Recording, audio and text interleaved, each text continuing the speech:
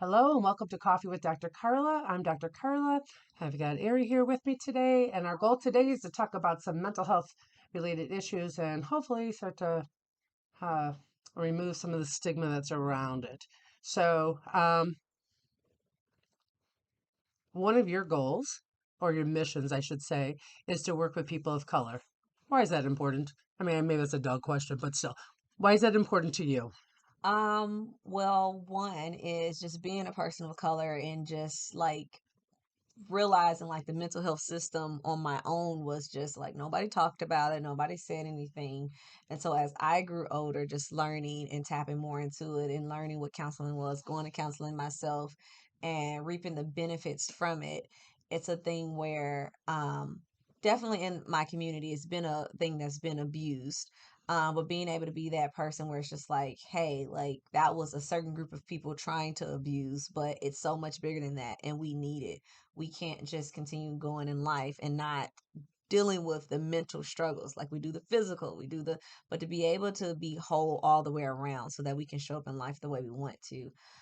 So just being that safe place for people to be able to come to. So it sounds like there's a need for some intentionality in how you approach your counseling profession, right? So, like, what are some of the things that you purposely or intentionally do so that um, other folks can know that you are a safe place to come to, or it's okay to get that help, right? To again, in this case, not only is there stigma around mental health, but you know, there's been some pretty real things that were not good happening. So there's some legit reasons why people would be um, apprehensive about seeking that help. So, what kind of intentional things are you trying to do so that you can be that safe spot?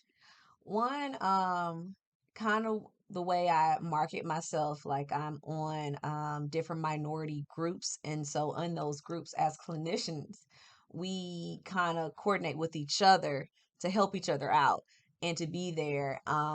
Just because that's a start because we need to know where are the other clinicians that are people of color and how can we help each other as clinicians to help then the communities.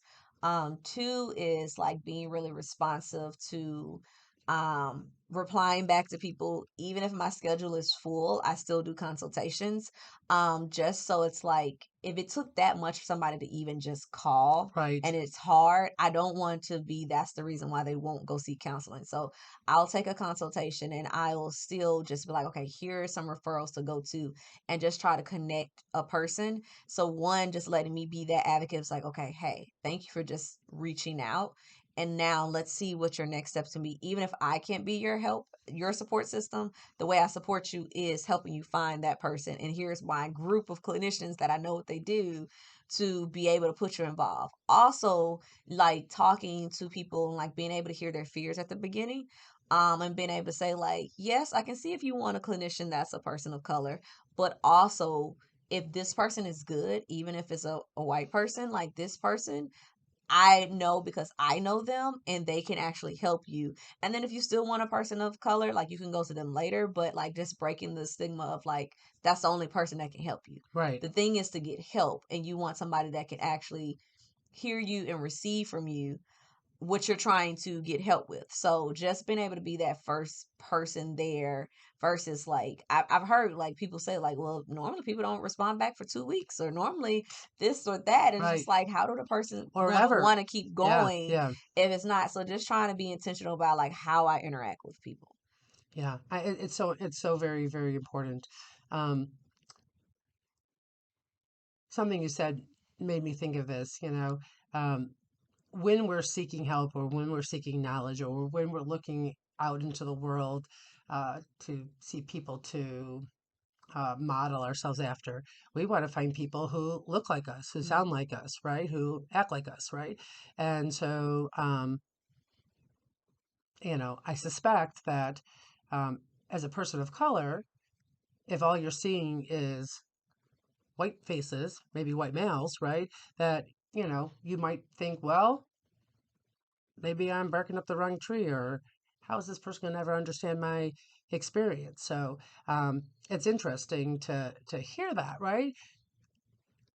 Do any two people experience the same thing the same way? No, but it sure Right. is nice to have somebody who looks like you, who's maybe had some similar experiences as you, Hmm. um, and so I'm wondering, what have you noticed in your work, or in your schooling in regards to people saying, I want to be with someone who looks like me, right? Like to be able to see myself out there, you know? Right. Right. It's definitely a fear behind like going and then going, will they be able to understand? That's always the thing. And every client that I get is like, I don't trust people. Like that's like the theme. Like I don't trust it, which I'm like, I get that. I was like, because I can say from my own experience, like, nope, I didn't as well. But just trying and just taking that first step to put myself out there, it's just like sometimes just naturally people will trust me a little bit more because I'm a person of color. And that is something I go over. It's like, just because I'm a person of color, don't just automatically trust me. Get to know me Right, to see if we fit before, and going forward that and just taking that time and that experience. Two, it also goes back to like the religious aspect.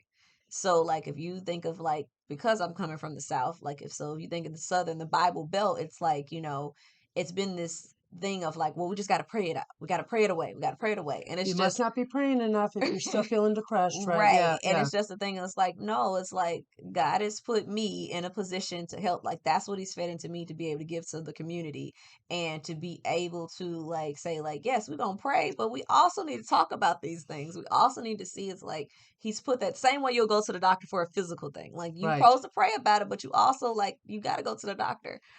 Which that's a whole other thing in the community sometimes of not going to the doctor when you're supposed to, but you got to start somewhere. right.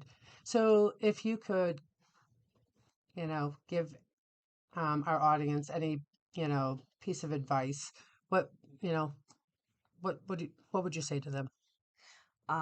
One, just first take the step and just find the actual counselor that fits for you because it's so many different modalities of counseling. You don't want to just like, oh, this one didn't work. It's like maybe that person didn't work with you or that type of therapy didn't work with you, but it's so many other things that's out there. So it's just finding your fit and then actually coming and like showing up. Like truly showing up. You're not gonna get help if you just come and give like this little piece. You have to Right. go and you have to show up. Yeah, even though it might feel very vulnerable and raw. So, Hmm. so remember, you could change your thoughts, discover your potential, and transform your life by focusing on your overall well-being. So until next time, continue working on being the best you possible. Bye now.